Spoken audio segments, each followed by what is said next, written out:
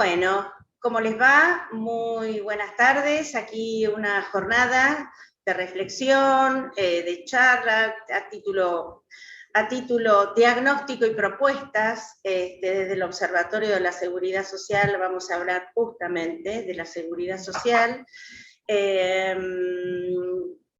Este observatorio de la seguridad social, desde la Fundación Rojas, estamos trabajando de hace 2 años, bueno, sirve de herramienta primero hacia la comunidad, hacer una observación del seguimiento del sistema previsional, sobre todo, y al mismo tiempo hacemos estas charlas, invitando obviamente a idóneos, a abogados, a gente que realmente les interese el tema y bueno, a invitar a escuchar también propuestas. El sistema aparte, vamos a escuchar unos números que va a dar Facundo, cómo estamos hoy con el sistema medio desfinanciado, por no decir muy, y sobre todo cómo está la situación de los jubilados y pensionados. Primero le voy a dar la palabra al presidente de la Fundación Roja, que nos da una pequeña bienvenida, y luego le vamos a dar la palabra a la diputada nacional por La Pampa, integrante de la Comisión de Previsión y Seguridad Social, que con todo gusto la tenemos aquí en el observatorio. Adelante, Juan Manuel Casella. Bueno, yo los saludo, en primer lugar los saludo y les agradezco. Para la Fundación Ricardo Rojas, la incorporación del Observatorio de la Seguridad Social ha sido un paso adelante de manifiesta importancia. Nosotros hemos atravesado el COVID, la pandemia, y justamente a partir de la pandemia nosotros incorporamos al Observatorio de la Seguridad Social a la Fundación Rojas. Por lo tanto, la pandemia ha traído enormes perjuicios a la gente, pero también algunos beneficios importantes. La asociación de la Fundación Rojas con el Observatorio de la Seguridad Social es para nosotros un logro trascendente. ¿Por qué? Porque nos permite tener una visión técnica bien fundamentada, con sensibilidad social, sobre un tema que es notoriamente importante para millones de personas y además también es muy importante para el gasto público, para el presupuesto nacional, porque la influencia de la seguridad social en el presupuesto nacional es el rubro más importante del gasto público. De manera que yo agradezco a los integrantes del Observatorio de la Seguridad Social la generosidad con que aportan su conocimiento. Y reitero lo que dije hace un minuto. Ese conocimiento no se aporta solamente desde la sabiduría, se aporta también desde la sensibilidad. Porque nosotros sabemos cómo viven los jubilados en Argentina. Sabemos los padecimientos que sufren. Sabemos la limitación de recursos con que deben afrontar la vida en el momento declinante de las energías laborales. Es perfectamente comprensible que las consultas que recién fueron mencionadas por Samino se orienten básicamente a ver cómo continúa trabajando la gente en lugar de cómo jubilarse. ¿Por qué? Porque la diferencia de ingresos entre la jubilación y el salario habitual es enorme y produce un impacto brutal en la calidad de vida. Eso genera angustia, genera desazón, genera sensación de injusticia y de exclusión. Y por lo tanto se convierte en un factor negativo para la convivencia democrática. Alfonsín decía que con la democracia se come, se cura y se educa. Hasta ahora no lo hemos demostrado. La democracia ha logrado instalar un sistema institucional que funciona relativamente, con dificultades, pero funciona, y se sostiene a lo largo de más de 30 años. Pero lo que no hemos logrado es convertir ese sistema institucional en una forma eficiente de utilizar los recursos públicos, en una forma eficiente de favorecer el crecimiento y la distribución justa del ingreso. Lo que hace el Observatorio de la Seguridad Social es ocuparse de un sector de la población que es el particularmente afectado por estas fallas materiales de la democracia argentina. Y por lo tanto aportan conocimientos, pero también, como dije, sensibilidad social, deseo de ayudar, solidaridad con el que sufre. Y me parece que esa síntesis debe ser aprovechada.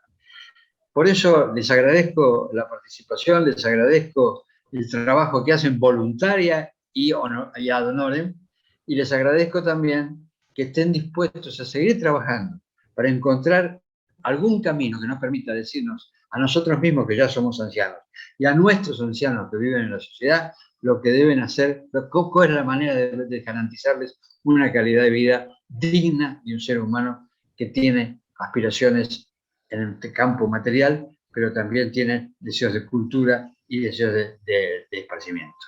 Muchas gracias y la felicito nuevamente. Bueno, gracias, doctor Casella, muy amable esta bienvenida. Y bueno, y ahora le vamos a dar la palabra a la diputada nacional por La Pampa, Marcela Colli. Realmente es un gustazo tenerla aquí.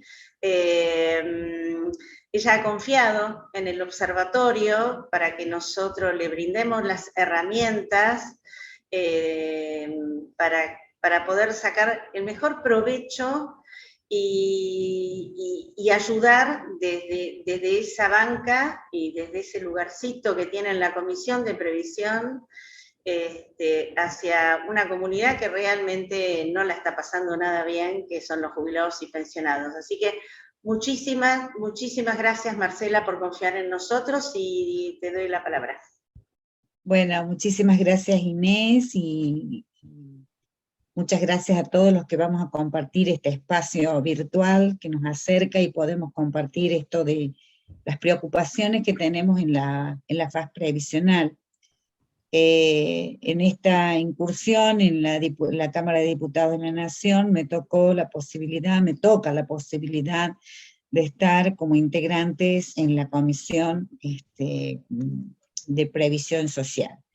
Y agradezco a la Fundación Ricardo Rojas este gesto de abrirme las puertas, uno que viene del interior profundo, para tener contacto con la gente que está preparada, con la gente que ha tenido experiencia, que tiene experiencia y que me puede ayudar a construir las mejores herramientas legales, las mejores leyes, los mejores dictámenes, para que realmente la gente pueda ser beneficiario de los mismos, que es una de las grandes preocupaciones, ¿no? como legisladora, ¿no? Que sean leyes que realmente lleguen a la gente, que les solucionen su problemática, que se las tengan en cuenta a todos por igual. Bueno, en este andar de lo que es la jubilación o la pensión, yo antes fui diputada provincial y era muy consultada justamente por el gran trámite de jubilarse.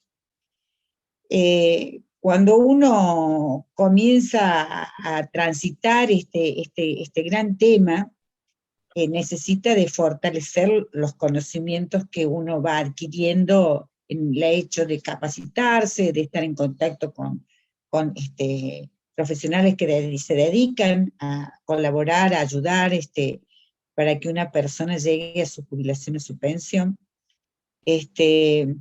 Me ha llevado que esto sea también uno de los temas que siempre me ha preocupado. Yo soy jubilada docente, así que también conozco un poco cómo son cómo es el transitar la vida de la vida activa a una vida de jubilado y todo lo que implica el trámite burocrático y la parte económica luego viéndose reflejado en el haber jubilatorio. Cuando uno habla de seguridad social, tiene que mirar dos grandes ejes. Por un lado es la persona, el argentino, el individuo, el vecino, que es un sujeto de derecho, que requiere de coberturas y que son diferentes coberturas de acuerdo a los caminos laborales transitados, y que también ante ciertas contingencias hay que ver cómo ellas afectan a su vida personal. Y por otro lado tenemos al Estado, que tiene que, como lo dije anteriormente, fijar políticas de Estado que sean claras, eficaces y que realmente lleguen sin esa burocracia tan pronunciada a cada uno de los vecinos. lógicamente que cuando el Estado tiene que dar esas políticas de Estado, le tiene que llegar a cada uno de los argentinos en forma igualitaria y justa. Eso es a medida de reflexión y digamos cuáles son los actores que nosotros tenemos en lo que es el sistema previsional. Por otro lado, uno sabe que cuando se va aproximando la edad jubilatoria, comienza lo que se llama la prejubilación, todo lo que implica buscar la documentación que avale tus aportes, los requisitos que vos tenés para tomar determinados caminos de acuerdo a tu bagaje de condiciones que tengas para obtener una jubilación o una pensión. También es cierto que en ese andar también la persona se prepara, ¿no? Sabe que a los 60 o a los 65 años busca acceder a este régimen jubilatorio de pensión y también proyecta su vida, ¿no? Proyecta su vida ya sea en otra actividad laboral, o buscan otros caminos, como por ejemplo alejarse, ¿no? de la vida que él venía realizando en su trabajo o en su vida diaria. Pero más allá de eso, uno busca que ese acceso a la prestación, sea en un tiempo rápido, que realmente pueda llegar a esa edad determinada y logre ese aporte jubilatorio.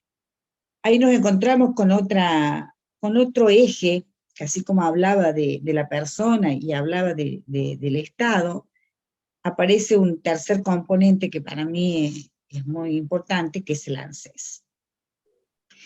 Y la persona que comenzó esa prejubilación, que está transitando ese camino para llegar a tener una prestación, también tiene algunos miedos o algunas incertidumbres, como por ejemplo, cuánto tiempo va a demorar el trámite, cuánto va a ser su haber jubilatorio, si después eso le irá a alcanzar o no le irá a alcanzar, porque sabemos todo en la situación económica que también estamos transitando, y todo pasa a ser una preocupación. Por eso, uno cuando hace reflexiones o cuando trata de asesorar o trata de acompañar a una persona en el proceso de jubilación, tiene que ser muy justo, tiene que ser honesto y sincero con todo el abanico y darle los caminos legales para que realmente pueda llegar a buen puerto. Por otro lado, es noticia constantemente otra de las problemáticas que tiene el sistema previsional, que son las famosas ejecuciones por reajuste. Esto lo hemos visto en distintos medios periodísticos, cuántos sufren muchas personas por haber realizado los juicios por reajuste jubilatorio.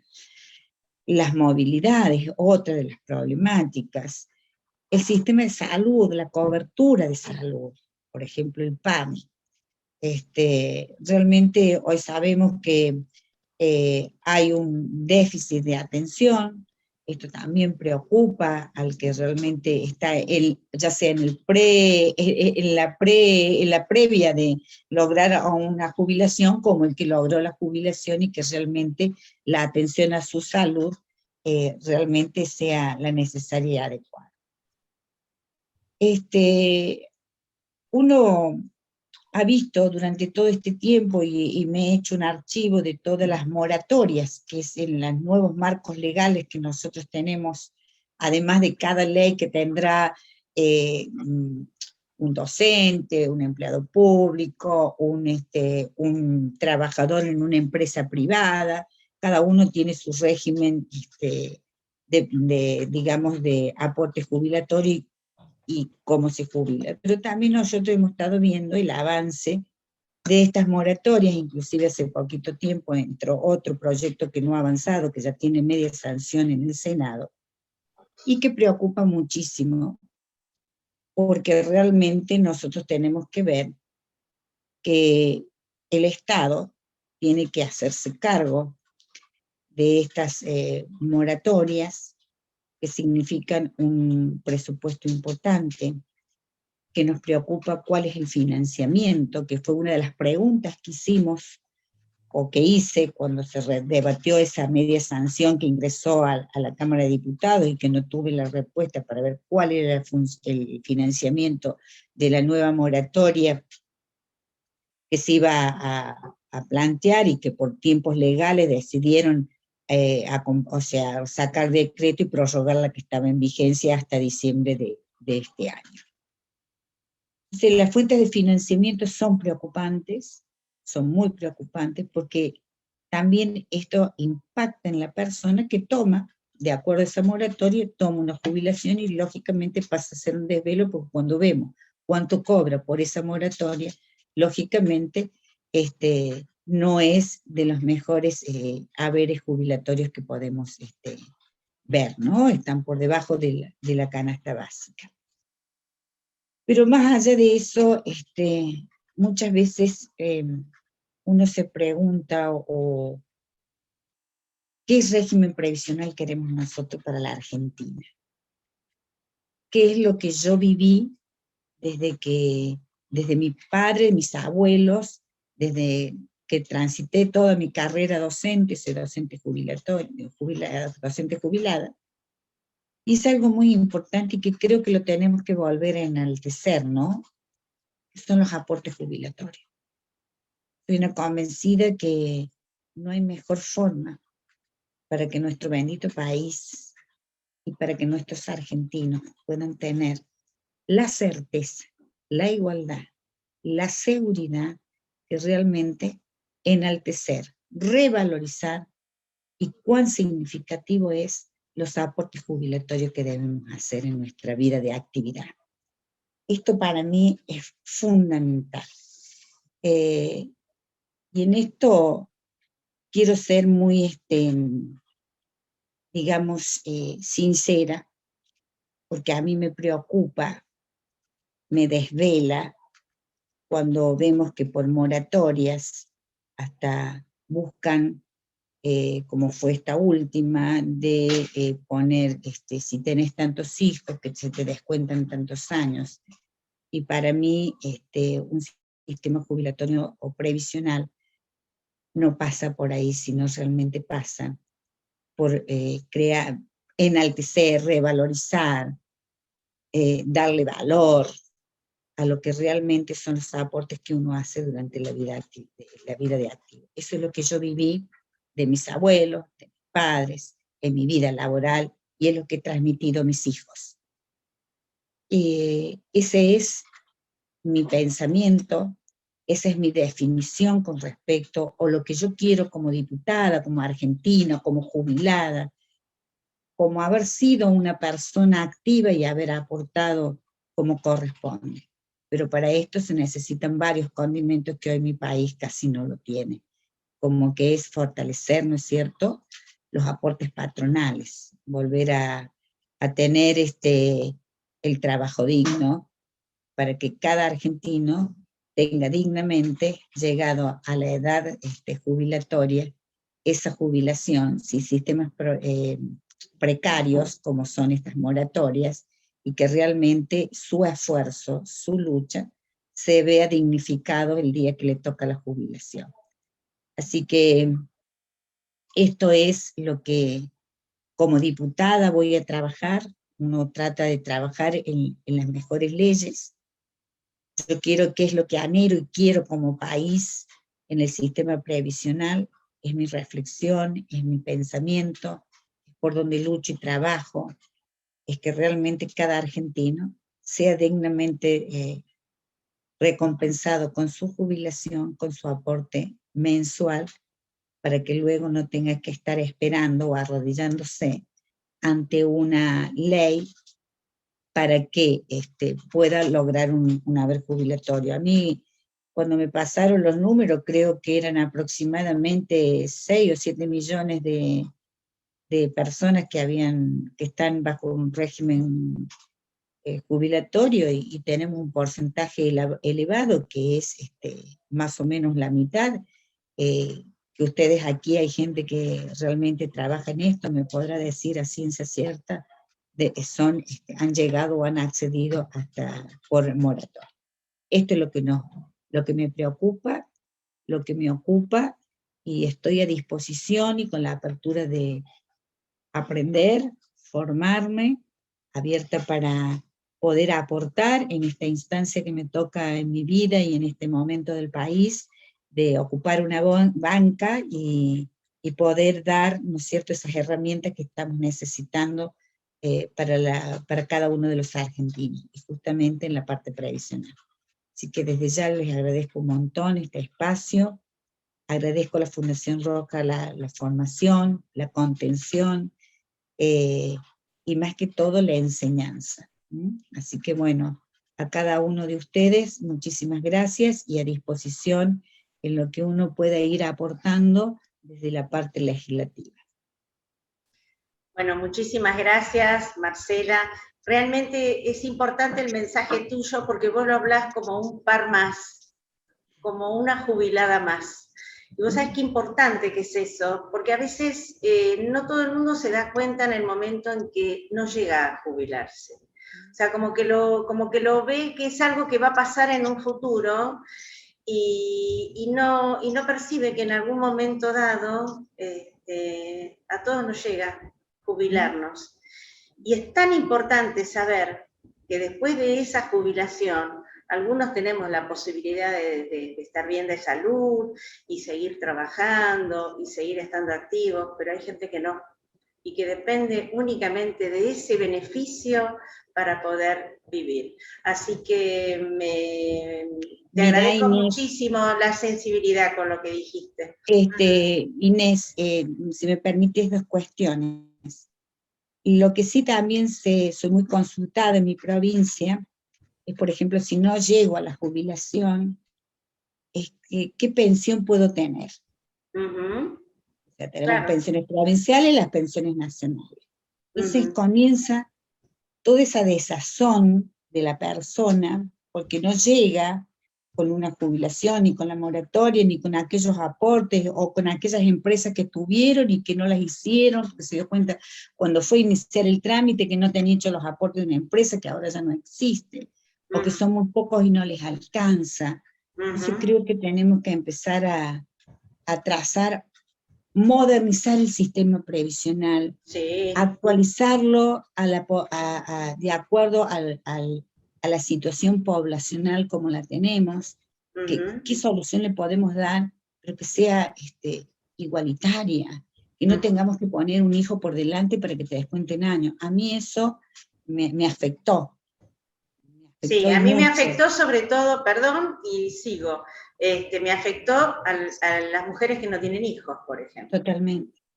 Así totalmente. Que... No es igualitario. No es igualitario. Muchísimas gracias por todo. Bueno, muchísimas gracias a vos, realmente un placer tenerte. Bueno, y ahora vamos a hablar un poco de números. ¿Cómo está el sistema previsional? Y bueno, aquí el experto en números, Facundo Rodríguez, que realmente es un experto, también es integrante del Observatorio de la Seguridad Social, así que te voy a dar la palabra, Facundo, bienvenido y muchas gracias. Bueno, muchas gracias, Inés, y gracias a todos por la invitación. Bueno, ya a diferencia del resto que conocen la cocina del sistema previsional, mi mirada es más desde el punto de vista del presupuesto y como economista, viendo cómo impacta esto en la macro, ¿no? Esa es mi preocupación, digamos. No sé si se puede compartir pantalla, si me da un punto más rápido. A ver. Bueno, y si no, mientras tanto le voy contando, y lo que me parece a mí que es importante, ¿no? Entender que el sistema de la seguridad social tiene 4 subsistemas. El sistema previsional obviamente ese es el más importante. Luego tenemos el de asignaciones familiares, el de prestaciones por desempleo y el de riesgo de trabajo, ¿no? Digo esto porque cuando tenemos que ordenar el presupuesto me parece importante entender cada uno de esos subsistemas. Fuera del riesgo de trabajo, los otros 3 nos impactan directamente en lo que es el presupuesto público, ¿no? Actualmente, bueno, ahí justo la diputada hablaba, el sistema tiene aproximadamente 9,5 millones de beneficiarios, hablo de todos los regímenes, de los cuales 6.700.000 a junio del 2022 está administrando el ANSES, es un número bastante importante, prácticamente eso sería el 70% de los beneficiarios. Bueno, ya acá saben toda la cantidad de tasas de aporte que hay por cada uno de los regímenes. En el SIPA al menos hay 13 tasas diferenciadas, si no me equivoco. Cualquier cosa después Federico me va corrigiendo. Y bueno, en cuanto a las contribuciones patronales también, una gran cantidad, ¿no? Bueno, eso muestra la complejidad que tiene el sistema. Desde el punto de vista también de gasto, al analizar el presupuesto, es importante ver el uso discrecional que se hace del sistema, ¿no? Esto principalmente con respecto a las altas de jubilación, ¿no? En 2015, por ejemplo, se dieron 700.000 altas, y si uno mira los años anteriores, veníamos en un promedio de 200.000, 250.000 altas por año, ¿no? Claramente en 2015 fue discrecional. Bueno, eso obviamente impacta en el gasto público, es que pagar una mayor cantidad de jubilaciones, y por otro lado también hay un uso de los activos financieros, el famoso Fondo de Garantía de Sustentabilidad, ¿no? Que son esos activos que estarían garantizando las jubilaciones futuras, que por ahí poco se habla de esto, pero el gobierno lo utiliza para intervenir en el mercado de bonos, de tasa de interés, y también en el mercado cambiario, y es una gran cantidad de dinero, alrededor de 51.000 millones de dólares, y bueno, esa plata uno mira y está invertida en acciones, en bonos, y tiene un alto riesgo, ¿no? Durante estos últimos años se cambió estaba casi la mitad puesto en dólares y en pesos, hoy casi el 79% de todos los activos están en pesos, por lo cual ese fondo tiene un alto riesgo cambiario, también tiene un alto riesgo de tasa de interés, y también tiene un alto riesgo de sector público, ¿no? Porque también el 73% aproximadamente está invertido en títulos del gobierno nacional, ¿no? Quiere decir que una cesación de pagos va a provocar una caída en el precio de este instrumento, que va a afectar al fondo, una devaluación va a suceder exactamente lo mismo, ¿no? Entonces ahí vemos un alto riesgo en ese fondo de activos. Yendo directamente a los números, el gasto social el 4 de septiembre del 2022 es el 45% de todo el gasto público, ¿no? De eso prácticamente el 82% queda en manos del ANSES, y si hoy miramos cada uno de los programas, después les paso en todo caso la filmina, van a ver que obviamente de acá a fin de año no alcanza lo que está presupuestado, por lo cual el gobierno va a tener que hacer ampliaciones para poder cubrir con esos planes, donde la mayor parte es pago de jubilaciones y pensiones, ¿no? Cuando vemos obviamente en los organismos que están pagando, les dije, el ANSES es uno de los más importantes, luego sigue la caja de la Policía Federal, y luego la caja de los militares, ¿no? El Instituto de Ayuda Financiera. Eso es más o menos a rasgos generales lo que está en el presupuesto público, ¿no? Entonces claramente nos llegamos, ahí vamos a ver también qué hace el gobierno con el acuerdo con el Fondo Monetario Internacional, porque si no consigue financiamiento va a tener que emitir, así que bueno, ahí tenemos un problema importante, ¿no? El otro punto que me parecía importante destacar tiene que ver obviamente con el tema del déficit fiscal que tiene el sistema previsional, ¿no? O sea, la cantidad de aportes que recibe el sistema es muy bajo con respecto al gasto que tiene. Y eso ha provocado que, si uno mira el déficit de todo el gobierno, una gran parte se explica por este déficit previsional, ¿no? Yo lo armé base caja, no llegué a armarlo base delgado, pero para el 2021 base caja, porque obviamente fueron pateando a las empresas para pagar después, prácticamente todo el déficit estaría en el sistema previsional, ¿no? Años anteriores vemos que eso va cambiando porque tenía que ser mucho de tarifas de subsidio a la energía que se iban pagando en forma, luego en el 2021 se fue pateando eso y cambió esa ponderación, ¿no? Algo importante para nosotros desde el punto de vista presupuestario tiene que ver con las variables que consideramos relevantes, ¿no? Y ahí tenemos que hablar de la cuestión demográfica y el tema de la proyección poblacional. Bueno, lo que observamos ahí es que si uno mira los datos del censo 2010, obviamente se van a estar actualizando un poco ahora con este último censo, vemos que la población mayor de 65 años, que sería el potencial total de beneficiarios, se va a incrementar, ¿no? eso va a estar pasando aproximadamente, les digo,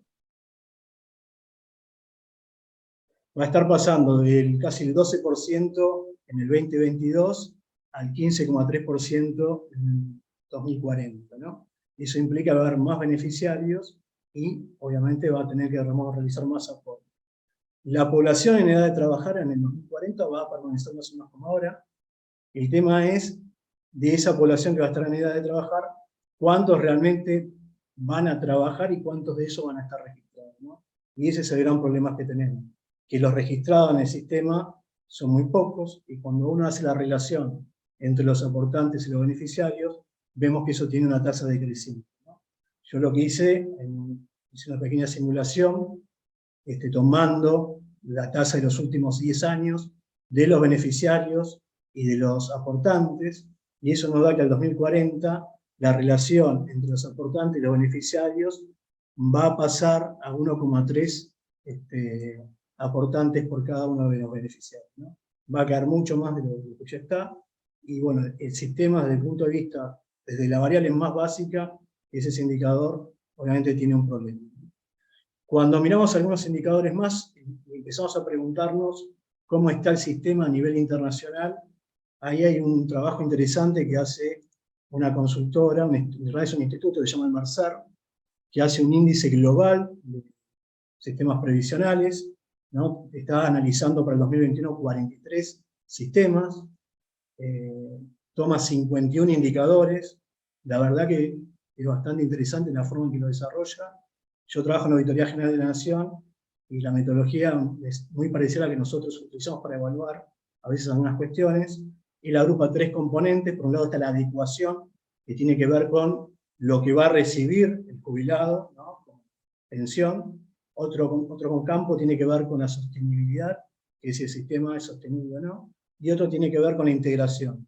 Y ahí es más que nada apunta la cuestión de los fondos de pensión privados, ¿no? Si están regulados, si tienen controles, si tienen auditorías, si hay unas políticas de inversión en cuanto a los activos externos, el Fondo de Garantía de Sustentabilidad, ¿no? Si hay una o más políticas, si los ejecutivos tienen en cuenta que hay conflictos de intereses, esto ha pasado años atrás, ¿no? Con los conflictos de interés a la hora de comprar y vender acciones con esos fondos.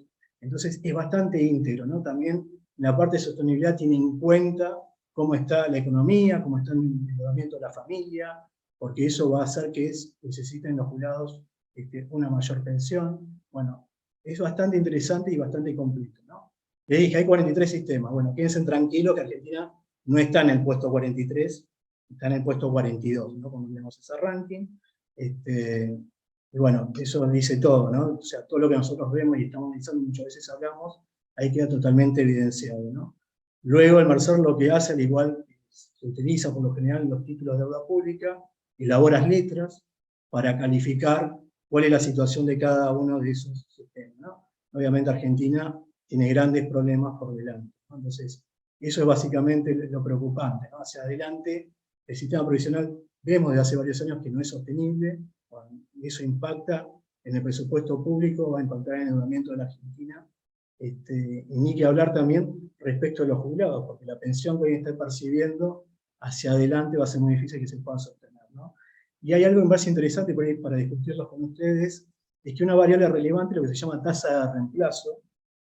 Yo tomé los datos del BID, y el BID para la Argentina tiene una tasa de reemplazo bastante alta, ¿no? La tasa de reemplazo es el cociente entre la jubilación que va a percibir el jubilado y el último de reemplazo bastante alto, ¿no? Entonces hay que mirar ahí lo que se toma como salario de referencia. Así que bueno, era un poco, quería hablar de estas cuestiones, luego les paso los datos, me parece que los pueden utilizar y aprovechar muchos más, pero no quiero extenderme, me parece que somos muchos disertantes y que hay muchas cuestiones para hablar importantes. Ahí Inés justo se nos fue. No, aquí estoy, acá estoy. Muchísimas gracias. Lo que pasa es que no tengo muy buena señal, entonces me silencio y apago la cámara. Muchísimas gracias, Facundo, realmente claro y preocupante al mismo tiempo, los números, ¿no? Que creo que es fundamental, yo creo que tiene que haber 3 patas fundamentales. Una una reforma tributaria, una reforma laboral y una reforma previsional. Las tres reformas estructurales creo que son importantes. Bueno, ahora le voy a dar la palabra al doctor Federico de Paulis Netris, otro integrante del observatorio, y bueno, nos va a hablar ya no tanto de números, sino del sistema, de la movilidad, del sistema, cómo está, la parte jurídica, los famosos juicios que tantos jubilados tienen que padecer una vez que se jubilan. Así que adelante, Federico, bienvenido.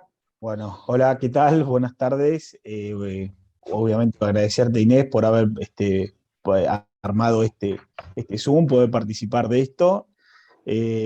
También estar con personas muy reconocidas como el doctor Semino, la doctora Chipoleta, que son personas también conocidas dentro del ámbito de la seguridad social. Yo creo que antes de dar quizás una aclaración, yo creo que también habría que hablar de un cambio o de una modificación en la cultura del argentino. Creo que acá también tenemos que empezar a pensar de que las leyes están para ser cumplidas y que el objetivo de la ley es que la persona en algún momento pueda obtener algún tipo de beneficio previsional.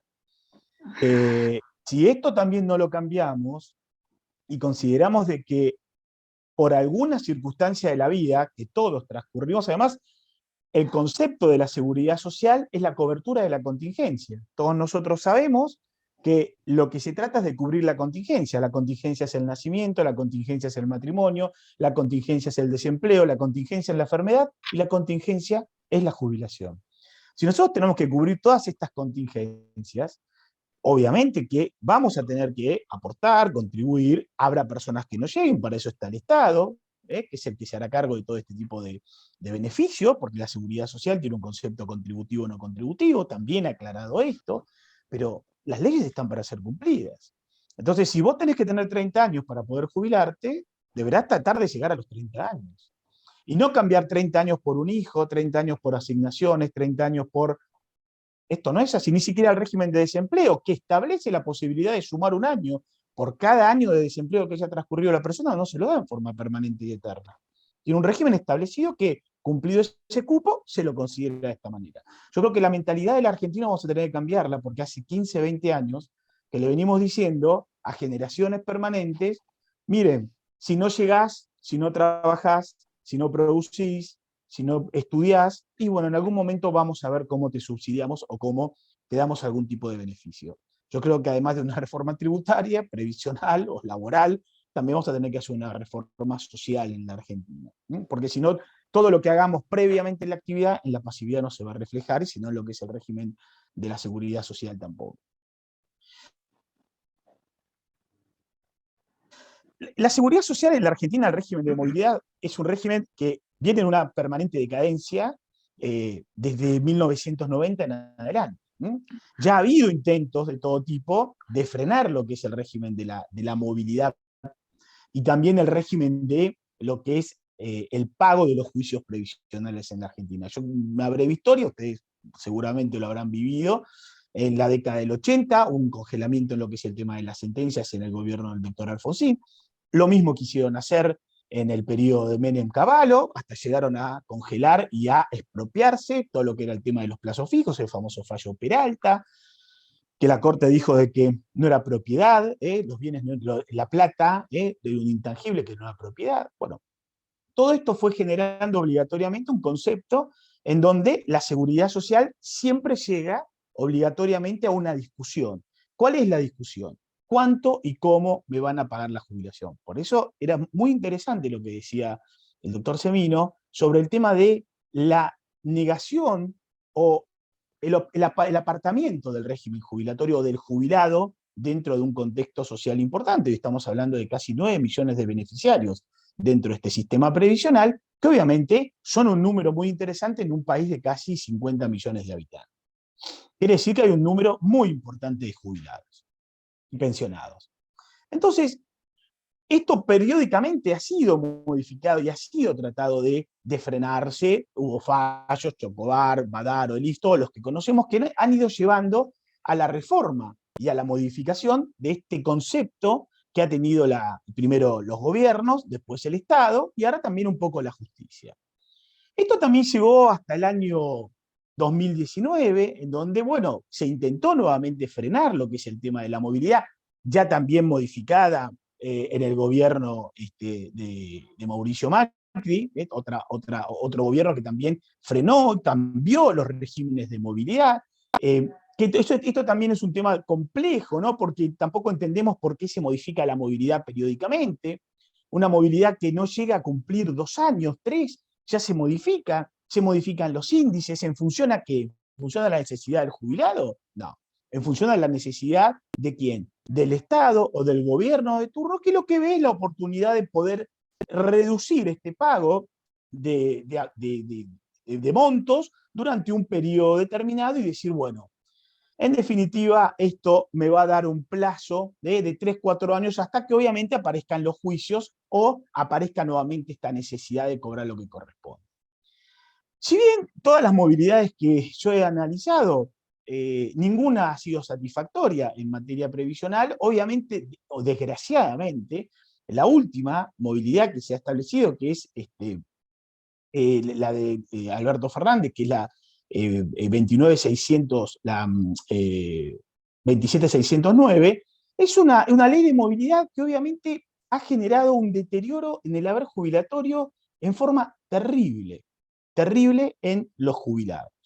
No obstante esto, y si bien ha habido planteos de demanda, uno lo ha manejado el doctor Semiro también con un amparo, que seguramente ha quedado también en la Corte Suprema, como el resto de todas las acciones que hemos presentado, hoy toda la justicia de primera y segunda instancia ha determinado, a partir de un fallo muy relevante en materia previsional, que es el fallo Fernández-Pastor contra ANSES, ha determinado de que la movilidad, y otro conocido que es Arrúes, que establece que no es un derecho adquirido la movilidad, ha establecido ya en forma permanente, por ahora, ¿no?, en primera y segunda instancia, en lo que es Capital Federal, de que este reclamo a la movilidad no es sustentable. Es decir, que hay que probar el perjuicio que ha tenido un beneficiario con respecto a este régimen jubilatorio. Esto, la verdad que a mí me sorprende mucho todavía tener que explicárselo a los distintos jueces y camaristas del Poder Judicial cuando tenemos el decreto 481 del 2021, cuando tenemos el decreto 218 del 2021, ¿qué son estos decretos? Son decretos de aumento de la movilidad por fuera de la ley. Es decir, que no solamente no ha llegado la ley a cubrir esta contingencia, sino que el Estado ha pagado, en el caso del 2021, ha pagado desde 1.500 pesos hasta 5.000 pesos en relación a que los jubilados puedan tener esta cobertura en forma integral y que no caigan, obviamente, por lo que sería el índice de pobreza, que como ya está explicado varias veces, el jubilado que está cobrando la mínima no está por debajo ya del índice de pobreza, sino que está por debajo del índice de indigente. Es un índice de indigente total lo que están haciendo actualmente. Así todo, hemos encontrado hoy que la justicia ha establecido un parámetro denegatorio, un parámetro bastante restrictivo con respecto a este régimen de movilidad, que no fue así en el interior del país. En el interior del país hemos encontrado una justicia que ha abierto este concepto de la movilidad y establecido de que, bueno, se utilicen otros tipos de índices en función a que la cobertura, hasta aunque sea el índice salariales o índices de tipo de alquileres o el IPC, cualquier tipo de índice, pero que aumente el haber jubilatorio, no el índice que actualmente está utilizando el gobierno, que tiene que ver con un tema de recaudación, específicamente, y el índice, el ISBI. Entre estas dos cuestiones, hoy estamos manejándonos en la justicia para ver qué es lo que va a pasar con los nuevos juicios que se van generando. ¿Por qué? Porque el jubilado se da cuenta de que, primero, que la jubilación no es un derecho, perdón, que la movilidad no es un derecho adquirido, sino que la jubilación es un derecho adquirido. Es decir, de que lo que adquiere el beneficiario es el derecho que está establecido en el artículo 14 bis de la Constitución Nacional a obtener un beneficio previsional, pero que la Constitución dice cumpliendo la ley, porque la Constitución no dice que cualquiera se jubila. ha dejado bien en claro de que se debe cumplir con los requisitos de la ley, la edad y los aportes. Y por otro lado, tenemos un tema también importante, que es que hoy el acceso a la justicia y la forma de poder determinar, miren, nosotros lo que estamos planteando es que la movilidad cumpla con el requisito de equiparar esta sustitución que establece el fallo Sánchez de la Corte Suprema, en donde dice de qué es sustitutivo de lo que es la remuneración de las personas. Entonces, ¿por qué hay esta diferencia en donde ya la Oficina Previsional del Congreso ha establecido que ya en el año 2021 la tasa de sustitución del haber jubilatorio estaba en el 38 al 40%. Esa es la tasa de sustitución establecida por la Oficina del Congreso de la Nación, que es lo que estaba hablando hoy Facundo. Y ahora actualmente estará en el orden del 45-50 porque no han sacado el último informe que estamos esperando del 2022, si es que llega a este índice. Yo obviamente me baso en esta información del Congreso para poder elaborar después los reclamos en función a esto. Cuando hoy sabemos que tenemos en la justicia y en la Corte Suprema dos fallos, uno de Cámara y otro a esperas de la Corte Suprema, Betancourt de la Sala 2 y Harman de la Corte Suprema, que está estableciendo un índice de sustitución del 70%. Entonces, ¿por qué estamos todavía discutiendo este tema de la movilidad? ¿Por qué tenemos que llevar a un jubilado a plantear un juicio hasta antes de la pandemia de 7 a 8 años, para que, y anteriormente, antes de Chocobar, de 10 años, para que pueda llegar a cobrar su haber jubilatorio en forma definitiva? Cuando ya se ha establecido y ya se ha comprobado de que hasta un índice de movilidad coherente podría ser las remuneraciones. Simplemente no tendríamos por qué irnos a una tasa de sustitución, a un índice mezclado entre 3 o 4 beneficios para poder establecer cuál sería. Así por lo menos también se hace en la provincia de Buenos Aires, en el IPS, en donde hay una litigiosidad de 0 en materia previsional.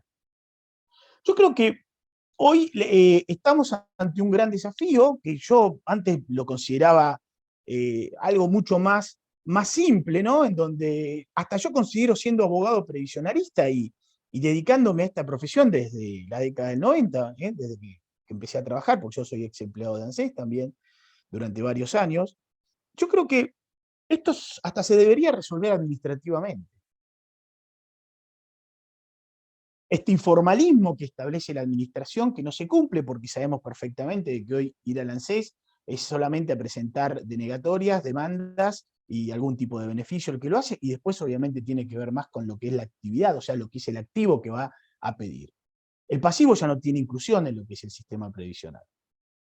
El Fondo de Garantía Sustentable que tenía la administración pública, los informes cada vez dejan más desnudo la situación en la que hoy se encuentra todo lo que se ha hecho de aporte y de contribución y de recuperación de este sistema previsional, que yo creo que la mayoría de nosotros consideraba que no había mejor sistema que el sistema público. No había mejor sistema que el sistema de reparto. Y que todos, seguramente nosotros hemos defendido este sistema de reparto contra un sistema de capitalización puro que era a lo que tendía la década del 90. Sin embargo, los resultados de este régimen de reparto puro ha sido desastroso para el jubilado. No le ha dado la respuesta que necesitaba, al punto tal que es muy probable que en algún momento venga algún tipo de reforma con una revisión mixta, como en Brasil, en donde hay aportes voluntarios, solidarios por otro lado, o si no, sistemas como el canadiense o sistemas como el español, donde la proporcionalidad en materia de la actividad y lo que se haya aportado nos lleven obviamente o nuevamente a un sistema de este tipo de aporte, en donde seguramente el aporte que hace el trabajador va a ir al ámbito privado seguramente, y después la contribución de este 16% es lo que mantendrá al régimen de la seguridad social. Nosotros tenemos que evitar esto. Tenemos que evitar que el concepto no neoliberal o liberal de la seguridad social se incorpore. El problema del concepto, el problema es que nosotros tenemos que hacer bien las cosas para que lo que establece la Constitución Nacional o lo que establece el régimen jubilatorio, la gente lo vea como algo positivo y quiera jubilarse por un sistema de reparto. Yo me acuerdo perfectamente que en el año 2005, cuando se hizo la opción para que la gente volviera al régimen de reparto, que estaba todavía capitalización hecha por el presidente Néstor Kirchner en ese momento, la gente no optó por el régimen de reparto, se quedó en capitalización. Y ahí tuvieron que hacer la expropiación del régimen de capitalización. Quiere decir que el argentino, y no era por un tema ya de propaganda, el argentino no confía ni en el Estado ni en el gobierno. Esto es un tema que también van a tener que empezar a trabajar. Obviamente la política va a tener que hacer un esfuerzo muy grande para que el argentino sepa, para que el Estado sea garante de todo este sistema previsional. Pero obviamente hoy estamos viendo de que esto no ocurre. Y por otro lado tenemos un tema muy complicado, que es el tema del financiamiento. El financiamiento en materia previsional es un tema muy complejo, que la ley lo dice muy claramente, el 24241 establece que el sistema tendrá un financiamiento contributivo. Yo hasta ahora no encontré que dijera impositivo o tributario. Después tiene obviamente un no contributivo, que es para aquellas personas que lo requieran obviamente. Ahora, este sistema financiero, este sistema impositivo que se le ha tenido que aplicar hasta el 10% del IVA para que se mantenga el régimen jubilatorio ha generado una dicotomía, en donde tenemos un grupo de doctrinarios, entre ellos uno que yo conozco mucho, con el que doy clases, que es Jorge García Rapp, que dice que si vos estás financiando con el IVA en la actividad, tenés derecho a un beneficio previsional. ¿Por qué? Porque si vos parte del IVA lo ponés en este sistema, ¿por qué vas a darle una jubilación a una persona que solamente hizo aporte? Al otro también le corresponde este haber jubilatorio. Yo creo que eso no habría ningún tipo de discusión si al que aportó y al que pagó los impuestos le damos un doble beneficio. Ahí no tendremos ninguna discusión. Ahora, si yo le voy a dar un beneficio a una persona que solamente compró fideos, gaseosa y agua por el hecho de haber pagado el IVA, y yo también lo pagué, porque pagué aportes y contribuciones, ya el sistema dejó de ser solidario. Y se transformó en un nuevo subsistema que tiene que ver con la cobertura social de cualquier tipo de contingencia. Razón por la cual, yo en la charla que di el otro día en el Congreso, dije que me parecía que lo más lógico en ese caso sería sacar del artículo 19 de la 24241 el principio de tener una cantidad de aportes determinada. Es decir, ¿para qué vamos a necesitar aportes si no son necesarios? Directamente, digamos, de que el que llega a 60, 65 años, 70, de acuerdo a las modificaciones legales que han transcurrido periódicamente, démosle este beneficio previsional. Y el problema, obviamente, del financiamiento tiene que ver con la actividad. Este es un serio problema que hay en la Argentina, que tiene que ver que los errores de la actividad se pasan a la pasividad.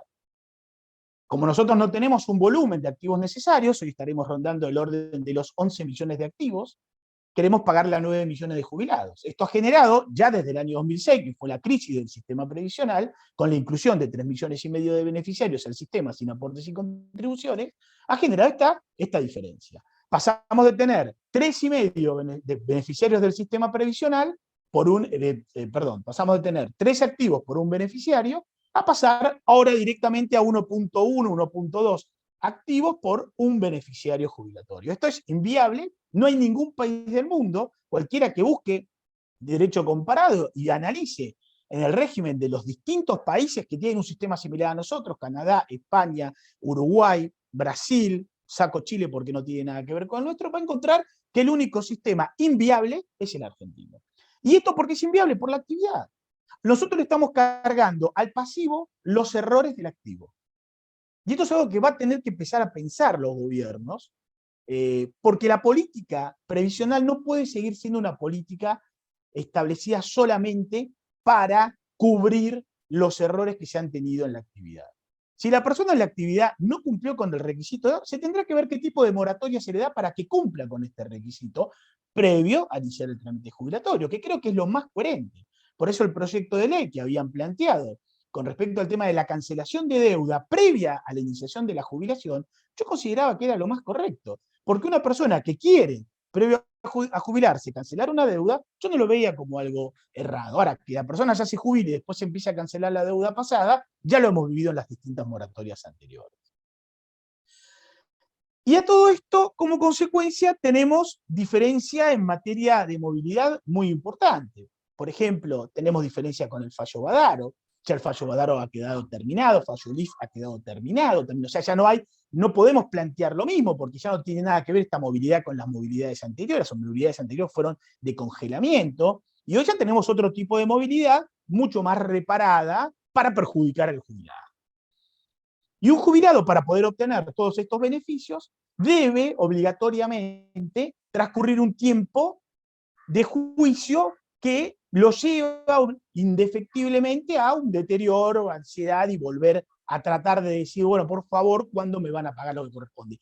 Cosa que tampoco cumplen, porque las liquidaciones actuales que está haciendo el ANSES, tenemos errores terribles en lo que están pagando. No así el tema de los descuentos, obra social, impuesto a la ganancia, que están absorbidos directamente. Y tenemos que después hacer un nuevo juicio de reajuste, obviamente una ejecución por las diferencias, a los efectos de decirle al ANSES, miren señores, están haciendo una liquidación errada y necesitamos por favor que en algún momento puedan liquidarlo correctamente para que el beneficiario no siga litigando de esta manera. Esta es la situación en la que nos encontramos en materia de juicios de reajuste, en materia de previsión. Lo cual ha generado, yo creo que un nuevo, esto se tendría que extinguir definitivamente, un nuevo proyecto de juicios y juicios y juicios eternos. Es el único país del mundo en donde el defensor de la tercera edad, que es el doctor que nos acompaña, en vez de pensar a futuro qué otro beneficio tiene el jubilado, qué otro tipo de beneficio podemos obtener en materia previsional con estos beneficiarios, qué otro tipo de acomodamiento podemos darle a los jubilados, estamos pensando cómo hacer para que cobren lo que correspondía, en un tiempo prudencial. Yo creo que esto, por la edad de la jubilación y por la necesidad que tienen todos los beneficiarios, debemos tratar de reducirlo o reconformar el sistema para que esto ya deje de ser una política de gobierno y empiece a ser una política de Estado seriamente. Muchas gracias, Inés, por la participación. Brillante, me encantó. Y bueno, ahora le vamos a dar la palabra a Eugenio Semino.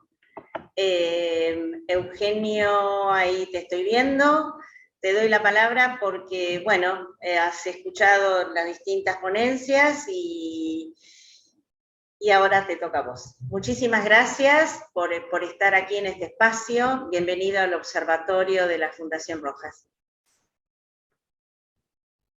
Sí, bueno, en principio agradecerle a cada uno de ustedes, a la Fundación Rojas, a vos, Inés, en particular, a quienes me precedieron en la palabra, y han sido realmente muy precisos en términos de concepto respecto a lo que está pasando, ¿no? Y decía Federico recién, desde el organismo de garantía, ¿qué debiéramos estar planeando, planteando, recomendando? Cosa que en los países normales ocurre.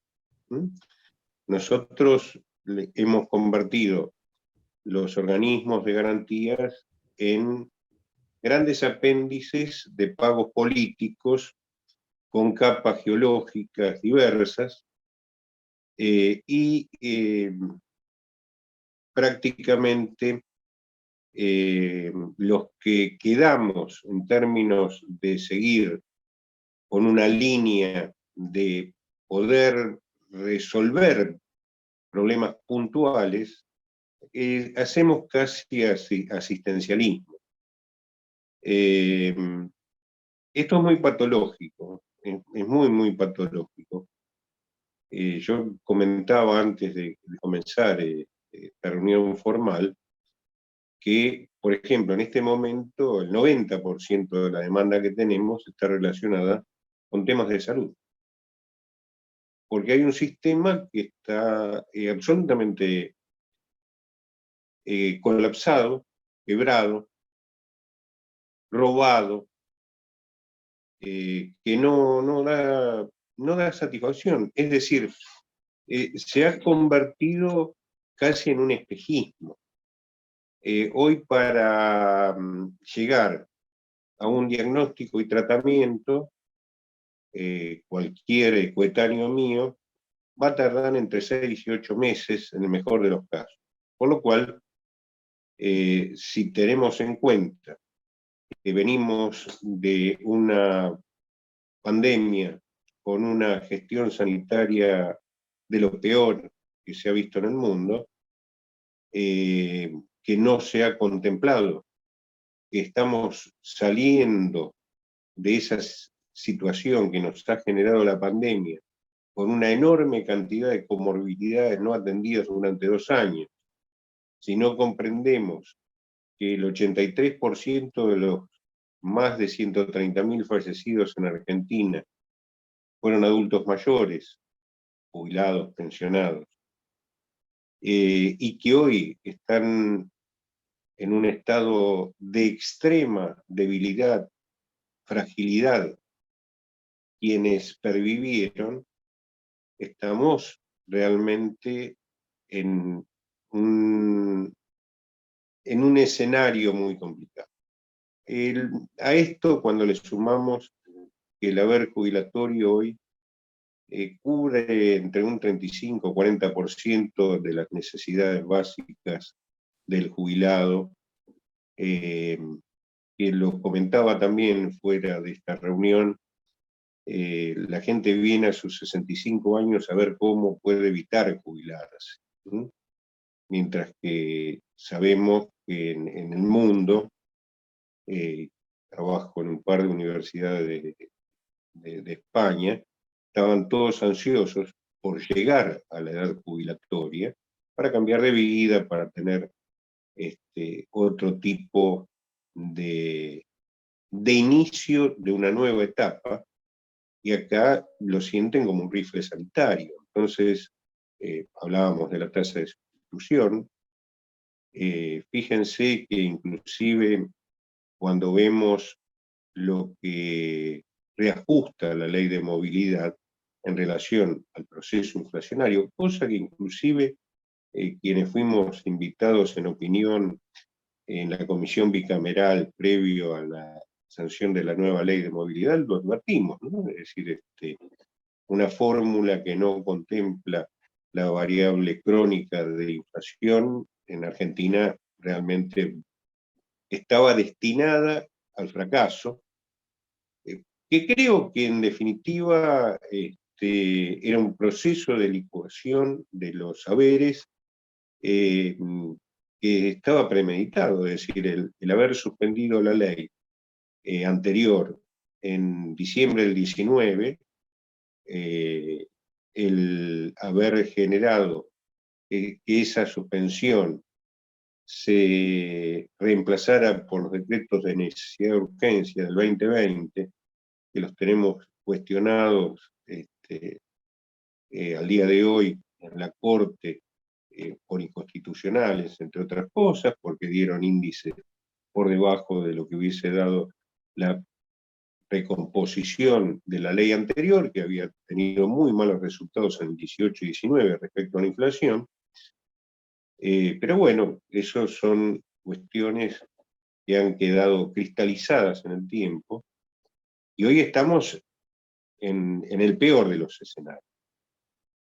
Partía del tema de lo que es la salud, porque lo que estamos viendo que es en ese proceso de espera se nos están muriendo muchísimas cosas.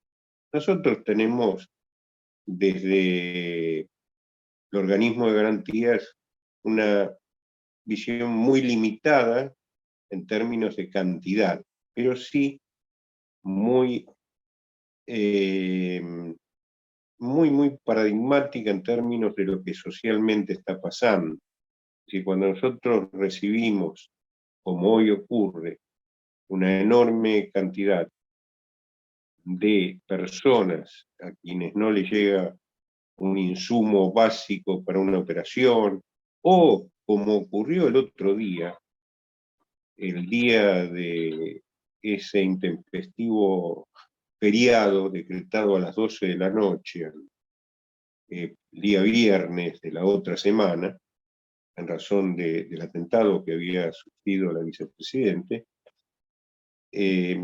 no se contempló que al otro día se suspendieron cientos de intervenciones quirúrgicas, miles de turnos médicos, que hubo que trabajar toda la noche del jueves para el viernes, para, por ejemplo, y voy a nuestro caso en particular, los 4 grandes hogares que tiene la ciudad, que tiene 2.500 adultos mayores internados, el día viernes no tenían trabajadores para cubrir las funciones, precisamente porque los trabajadores de día de semana iban directamente a acogerse al feriado.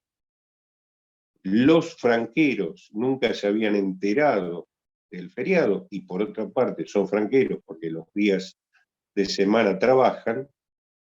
Estamos hablando de 1.500 personas que hubo que llamarlas durante toda la noche, lograr la mayor cantidad de franqueros que fueran a trabajar, conseguir que voluntarios, porque no se puede pagar doble jornada desde el Estado, accedieran a ir a pesar del feriado, y los familiares, con esto, después de haber trabajado toda la noche, se recompuso un esquema mínimo de atención para el día viernes. Digo, esto es lo que están sufriendo nuestros adultos mayores, ¿no? Yo creo que lo que no estamos tal vez contemplando es este drama. Hay un gran miedo, yo mencionaba el tema de la gerascofobia habitualmente, hay un gran miedo al envejecimiento, que está relacionado con todo lo que ustedes señalaban. Es decir, es un sistema endeble, no nos garantiza poder preservar ni nuestro patrimonio ni nuestro estatus de vida adquirida durante la vida laborativa. Por lo cual, creo que si holísticamente no tratamos de comprender este problema y la urgencia del mismo, porque lo que acá se decía con todo fundamento, lo decía la diputada, lo decías vos, Federico, Facundo, las reformas son estructurales las que hay que hacer en el sistema previsional, en salud. Hablábamos con Graciela previo a entrar en este conversatorio. Es un sistema de salud que tiene un PAMI que está totalmente desguazado, es funcional a los negocios de los prestadores y sobre todo a la industria del medicamento.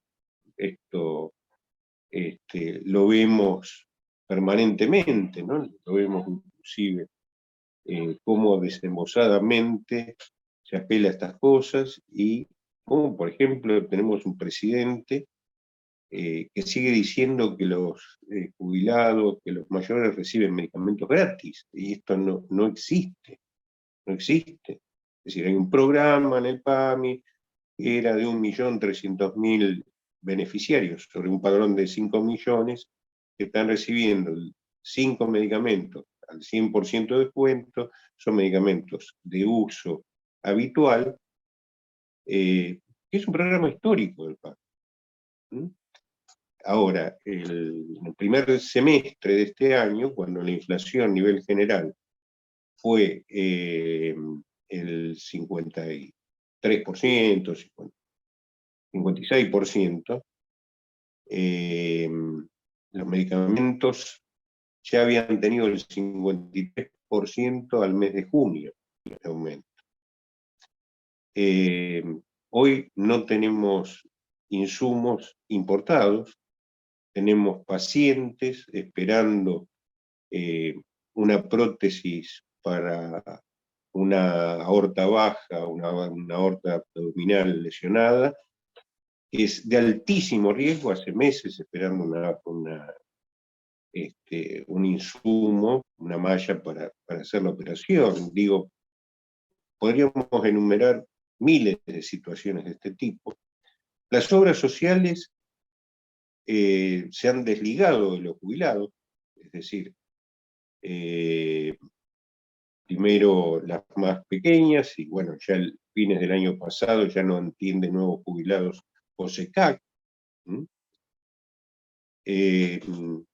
Hay insumos que se están cobrando, es decir, que se están cobrando en términos de cuestiones elementales y estudios de práctica, es decir, una videocolonoscopía, el líquido de contraste que cuesta 10.000 pesos, hay que comprarlo. Comprarlo con, en caso de PAMI, 50% de descuento, en el caso de la obra social, 40%. Es decir, estoy hablando inclusive de otros insumos que tienen que ver con la canasta del jubilado, que ni el jubilado, ni la familia que en algún momento podía ser un auxilio cuando existía para ese jubilado previo a la pandemia, ha perdido ingresos, por lo cual el primer desplazado en el sistema de ayudas es el adulto mayor. Yo creo que esto lo hago desordenadamente, la enunciación, simplemente para que tengamos dimensión del drama social que se está viviendo. Porque estamos hablando de gente que, y lo decía también, lo digo permanentemente, que a los 65 años la biología le está ofreciendo 20, 25 años más de vida plena. Y acá le estamos aplicando el rifle sanitario, ¿no? Esto es lo que está pasando. Y me parece que si no se toma en cuenta, en términos de todas las reformas estructurales que hay que hacer, hoy lo que creo que se ha naturalizado socialmente, esto es así, y que si vas a llegar a viejo te va a pasar esto, ¿no? Y fíjense que en Argentina siempre el viejo es el otro, no somos ninguno de nosotros. Entras a un centro de jubilado y hablas con alguien y te dice, no, los viejos de la mesa enfrente, y por ahí estás hablando con alguien de 80, 90 años. Es decir, hay una negación porque precisamente el espejo que adelanta, que somos nosotros, está devolviendo una imagen de pobreza, exclusión, asexualidad, negación del deseo, que evidentemente hace que quien viene en camino no quiera arribar. Después nos quejamos que los jóvenes tienen adicciones, que los jóvenes no generan proyectos de vida en Argentina. Así que están viendo un destino al cual no quieren llegar. Es una estación a la cual no les es horrorosa llegar.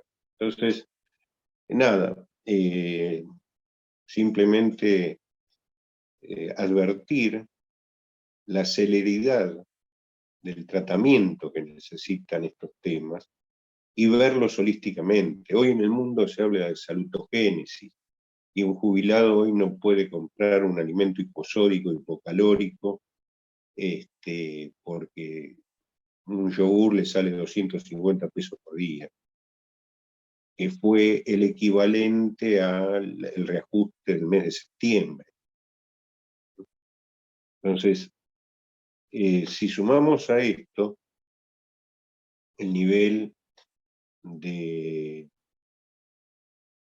falta de tratamiento como tema central por parte del sistema político, y estoy tomando simplemente lo que es lectura de diarios, no tengo, no estoy en el tema político cotidiano, estoy lejano a todo esto, pero yo veo que los temas no están relacionados con esto que uno ve en la atención diaria, uno ve a su alrededor.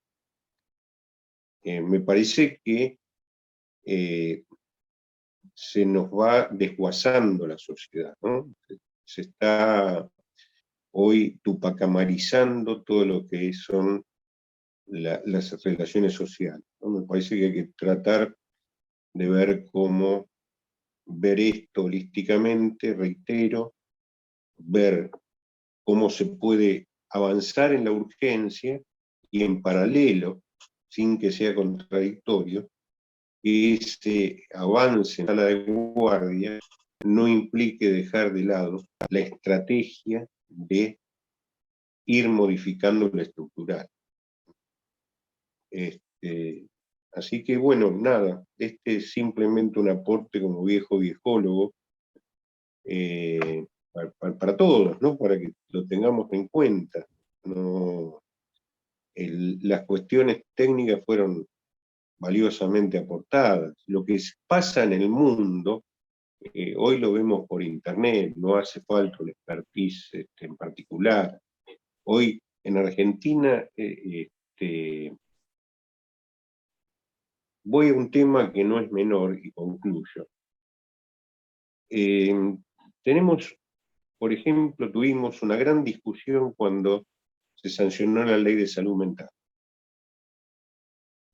Nos tocó participar en el debate y demás, y planteábamos que la ley de salud mental, que era muy interesante, muy atractiva en términos de reforma, no contemplaba la construcción de la red previa a lo que se sancionaba para que fuera efectiva. En caso de los adultos mayores, no planteaba la cronicidad en términos de las demencias, que no son resueltas con una casa de medio camino, con talleres protegidos, como de hecho hoy tampoco lo son para los jóvenes, porque lo que estamos viendo es que el paciente sale de la internación de corta estadía, hace una macana y vuelve nuevamente. Los juzgados están jugando al ping-pong con los pacientes porque se repite permanentemente. Y uno dice, ¿y la ley es mala? En sí no, cuando uno lee la ley está en términos de las leyes más avanzadas que hay en el mundo. Pero es una ley que no contempló el aspecto sociológico, que nunca generó previo las condiciones para que tenga un resultado efectivo. ¿Y qué ha pasado con el adulto mayor en estos 2 años con la salud mental? La salud mental parece que no existe en Argentina. Hoy el gran consumidor de psicofármacos, que tiene polifarmacia, es el adulto mayor. Nosotros cuando hablamos de adicciones pensamos en el joven, que es el que hace el lío en la esquina con la birra, que hace esos cuadros floridos, pero no pensamos en que hay un viejo en la última pieza de su casa, cargado de psicofármacos, con una depresión subdiagnosticada, que lo lleva a la muerte. Por eso, digo, si no tomamos esto con la complejidad del caso, de lo que estamos viviendo socialmente, van a servir los esfuerzos de cada uno de nosotros, pero no se va a modificar la situación, este desastre social que se está viviendo. Les agradezco mucho, simplemente un aporte desde mi visión, desde el trabajo cotidiano. Bueno, muchísimas gracias, Eugenio, y bueno, está abierto a que alguien quiera hacer una reflexión, alguna pregunta a los ponentes, así que, bueno, abro, ahí le doy, abrí tu micrófono, Graciela. Muy interesante la exposición de Semino, sumamente interesante porque nos ubica en la realidad. Por supuesto que, como dice Chomsky, para privatizar, primero hay que destruir una institución. O sea, destruir el PAMI es parte del negocio. Esto no hay ninguna duda. Y yo creo que la reforma estructural necesaria es volver a la vieja ley de PAMI. ¿Pero por qué? Porque el PAMI, en su configuración legal, es una medida, una estructura tan extraordinaria que la copió Estados Unidos.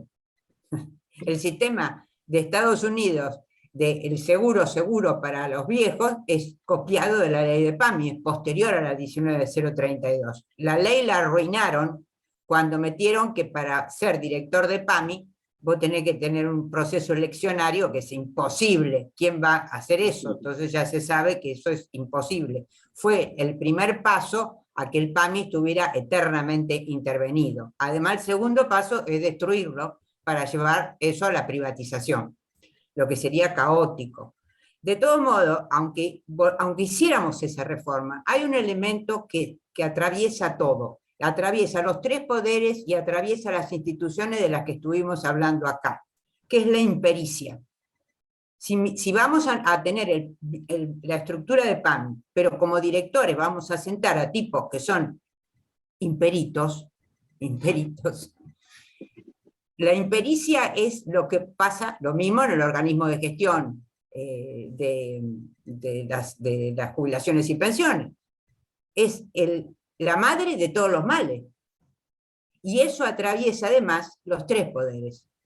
Así que bueno, esa era mi pequeña reflexión con respecto a eso. Y después, en las exposiciones, me parece que, y es muy simple, ya los dejo, me parece que hay que tener bien en claro que en los sistemas de reparto, la gente cree que tiene una caja de ahorro, porque siempre nos han dicho, mire todo lo que aporté.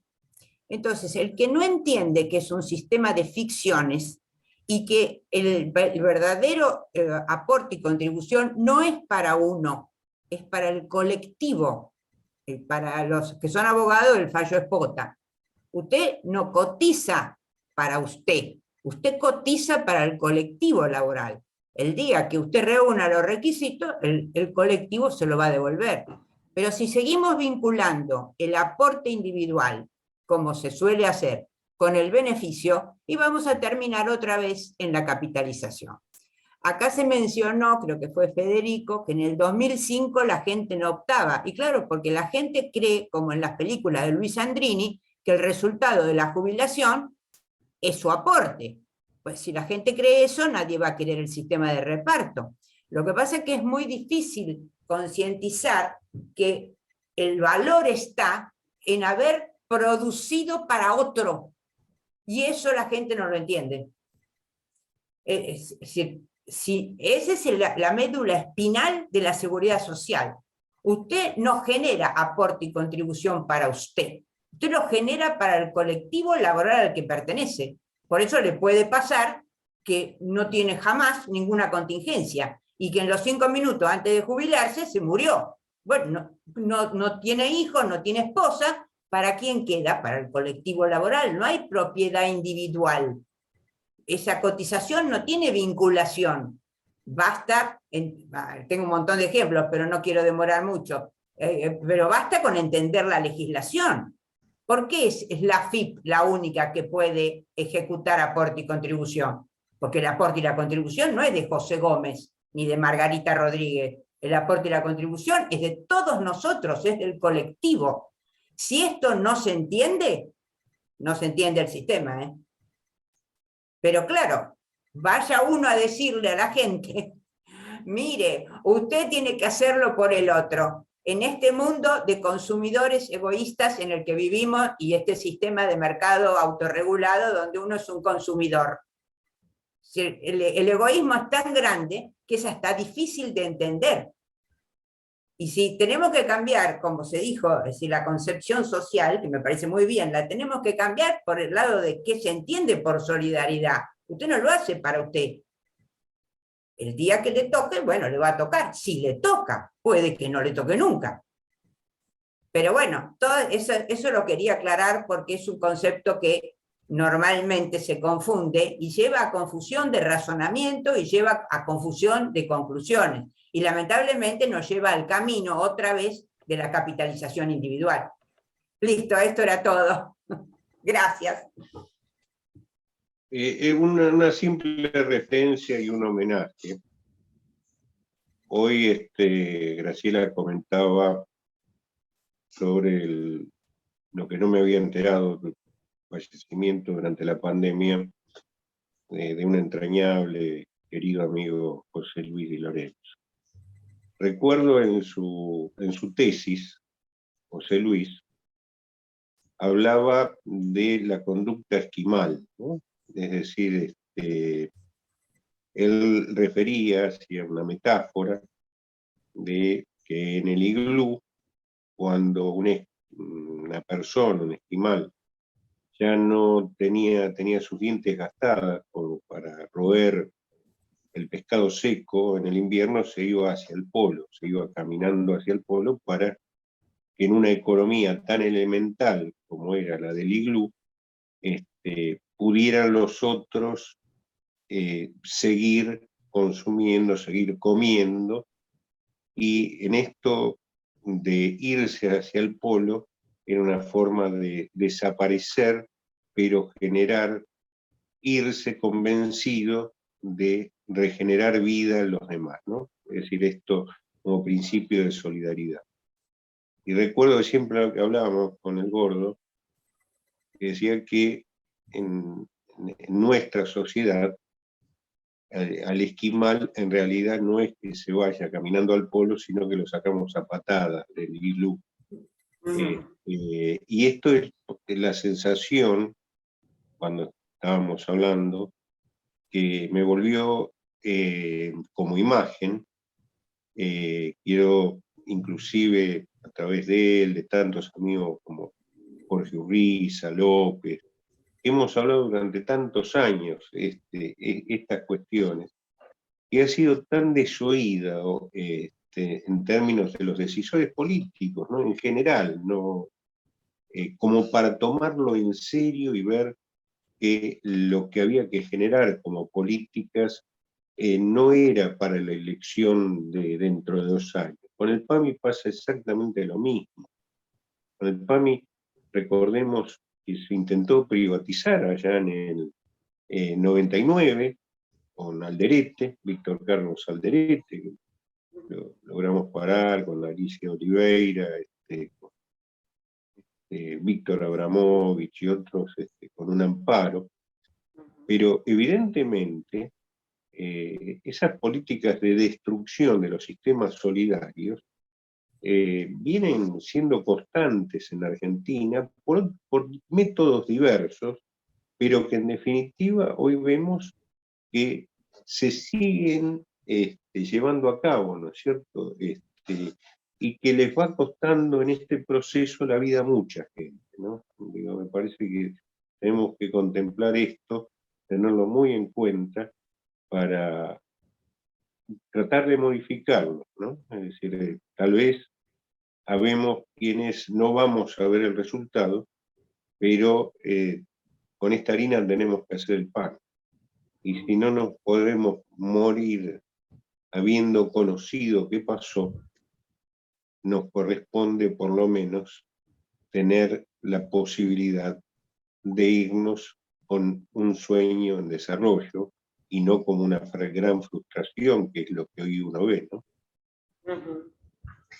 Ay, nombraste a 2 personas que hemos trabajado, yo por lo menos trabajé muy de cerca con don Amancio López y Jorge Urriza en el ANSES, en la antigua Dirección de Programación Económica y Dirección Nacional de Recaudación Previsional. Qué 2 grandes, ¿eh? Hay una manito levantada de Milva Maceri y creo que después Ángeles Iglesias quiere también. Primero le damos la palabra a Milva. Milva, saca tu micrófono. Sí, bueno, muchas gracias por darme la palabra. Estoy en este Zoom por vos, Inés, porque sabés que tenemos mucha confianza. Sabía que iba a llenarme de información muy valiosa y decidí, aunque tenía otras cosas, hacerme el ratito para esto. Mi reflexión es la siguiente, no quiero quitarles mucho tiempo. Sin saber mucho, y disculpen quizás no tengo los términos para decirlo mejor, pero a mí me parece que nuestro sistema jubilatorio no funciona porque hay mucha gente que no paga. Es decir, porque tenemos muchos trabajadores en negro. Y como somos muy pocos los que aportamos al sistema previsional, teniendo un trabajo en blanco, entonces los números no cierran porque tenemos como un 50%, no sé, pero es más o menos eso, de trabajadores en negro. Y pienso siempre que la estafa está hacia los jubilados y también hacia esas personas que trabajaron toda la vida y que nunca aportaron. A veces pensamos que se les da la jubilación a la gente que no aportó y que es injusto. Sin embargo, no siempre es así. Yo conozco gente que ha trabajado en 2 y 3 trabajos como empleadas domésticas, que jamás nadie aportó por ellas. Es más, tengo en mi mente una mujer que tuvo 16 hijos y que llegado el momento de jubilarse, si no hubiera sido por un político, peronista aparte, que la jubiló, no hubiera tenido jubilación alguna. Tenía más que aportado. Tenía 3 trabajos esa mujer. Entonces yo lo que creo que lo que tendría que haber sería considerar el servicio doméstico, el servicio como un servicio, realmente así. El servicio de cuidado como un servicio, así como lo son la luz, el gas, ¿sí? Y el servicio que dan los albañiles, electricistas y demás, también un servicio que fueran, pongámosle, servicio de cuidado, servicio doméstico, servicio de mantenimiento. Y que las personas tuviéramos, todos los de la población conjunta, un proyecto por el cual se tuviera que blanquear este tipo de servicios, así como se blanqueó en su momento la gente que tenía dólares afuera. Bueno, una especie de proyecto, megaproyecto, en el cual la gente pudiera blanquear por muy poco dinero qué trabajadores tiene a su cargo. Y una vez que entraran en este blanqueo, estas personas, que tuviéramos realmente los datos de quiénes son estas personas y qué trabajo están realizando, paulatinamente ir aumentando lo que tienen que aportar los empleadores por estas personas. Eso sería una manera de que los jubilados de hoy tuvieran un aporte mínimo, seguramente mínimo, pero un poquito más del que hoy tienen. Y de que estas personas a futuro tuvieran los años para jubilarse realmente medidos como años trabajados. Entonces sí seríamos una sociedad un poco más coherente, porque por lo menos estaríamos dando de aquí a un tiempo las jubilaciones a gente que realmente tiene esos años trabajados, aunque no tuvieran los aportes, pero al menos como Estado nos constaría que estuvieran trabajando.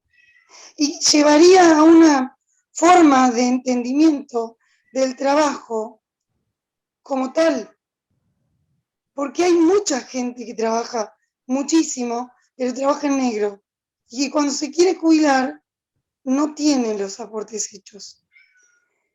Y la verdad es que no tiene tampoco mutual durante todo el tiempo de trabajo que tuvo.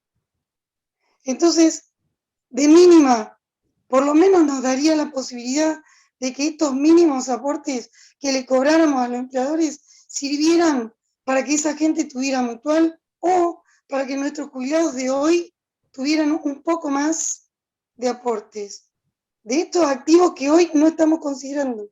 Porque para mí el problema grave está ahí. Si tenemos el 50% de gente que no aporta, es obvio que no nos va a alcanzar para después pagar a todos los cuidados que tenemos. Quizás sea un desconocimiento mío y quizás sea una utopía, pero me gustaba compartir con ustedes la reflexión. Bueno, gracias, Milva. Ángeles. Buenas tardes a todos, buenas noches ya. No, simplemente yo iba a preguntar por la jubilación docente, bueno, porque me toca jubilación docente jubilada por por ANSES y todas las dificultades por las cuales estamos atravesando. Por supuesto que cuando uno piensa en la jubilación mínima y en la situación de aquellos jubilados que tienen la mínima, parece que nuestros reclamos fueran hasta injustos en un sistema de reparto porque cobramos más que la mínima. Pero bueno, no sé si ha podido llegar esta situación de los docentes a tener algún estado parlamentario, o se piensa algo sobre nosotros, que tuvimos un aumento a cuenta en diciembre, en marzo un 9,3 de aumento, y recién vamos a tener un aumento ahora en septiembre, y la situación, la verdad, cada uno la tiene de acuerdo a cómo ha ido cobrando, y es una situación que se pone difícil. Pero más allá de esa situación, lo que a mí me ha preocupado, hablando de PAMI, es el tema de aquellos que tenemos alguna enfermedad, que tenemos tratamientos especiales. Y ahora todos los tratamientos especiales, sean oncológicos o de otra situación, tienen que pasar por la observación de Camoite, que es una empresa que se ha creado para monitorear a PAMI y monitorear a IOMA.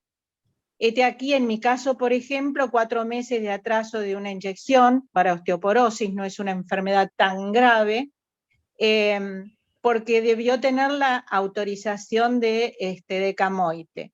Y ya no nos lo puede dar, yo soy de Lincoln, provincia de Buenos Aires, ya no nos puede dar la inyección Prolia, el farmacéutico local, sino que lo da,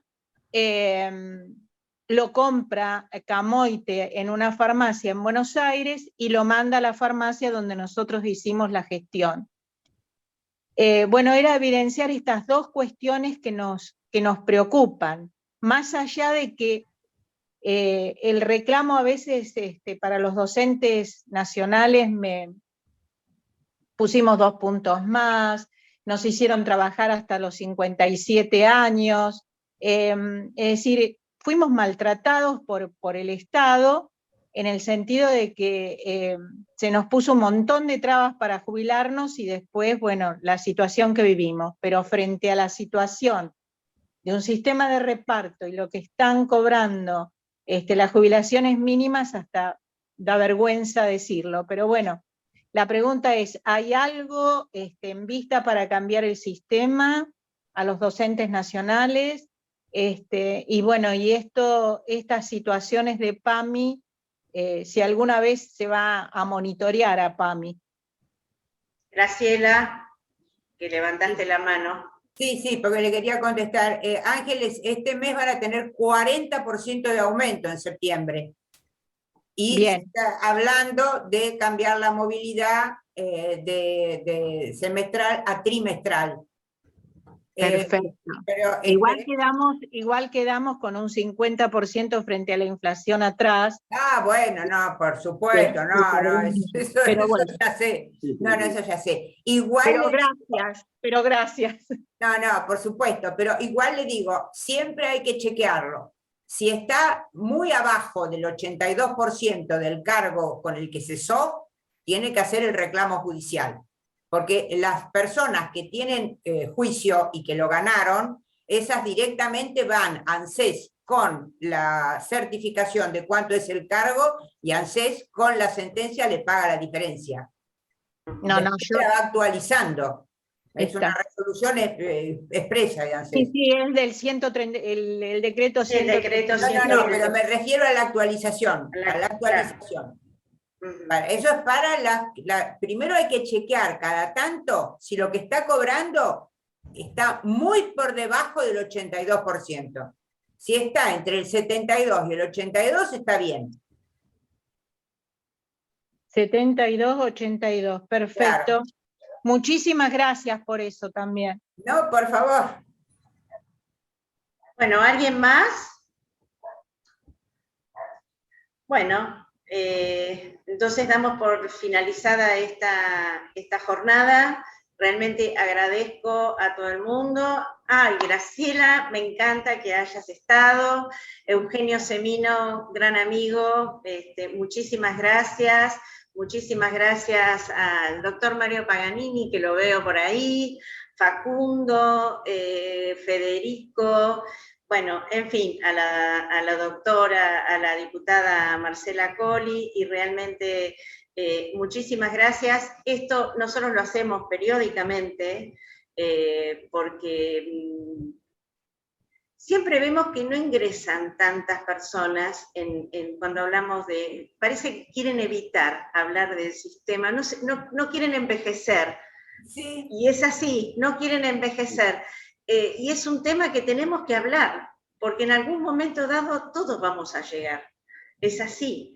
Y tenemos que ponernos en el compromiso. Nosotros como observatorio siempre reflexionamos y tratamos de aportar como para que este sistema cambie y que se blanquee, como decía Milva, la posibilidad de esos trabajadores que trabajan en negro porque hay un sistema tributario donde no pueden ingresar. Bueno, en fin, yo creo que siempre digo lo mismo: recomponer la caja de los recursos de la seguridad social fundamental, y hacer reforma tributaria, laboral y previsional. Las tres por igual, espero no estar equivocada, pero creo que tenemos que apuntar a tener